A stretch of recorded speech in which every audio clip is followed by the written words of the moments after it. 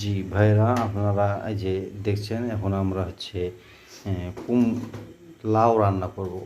লাউটা হচ্ছে মসুরের ডাউল দিয়ে লাউ রান্না। এই যে আমরা এই যে এখানে দেখেন, এখানে যে মসুরের ডাউল, লাউ, তারপরে হলুদ, মরিচ এর গুঁড়া, কাঁচা মরিচ, তারপরে যা মশলা লাগে আদা রসুন, আমরা এটা সব দিয়ে দিয়েছি। হ্যাঁ, এখন এটাকে আমরা সিদ্ধ করার জন্য প্রেশার কুকারে আটকিয়ে নেব। হ্যাঁ, তারপরে এই যে এই জিনিসটা আমরা হচ্ছে আটকিয়ে নিলাম। লাগিয়ে তো, জি এই যে এইটা আমরা এখন লাগিয়ে নিলাম।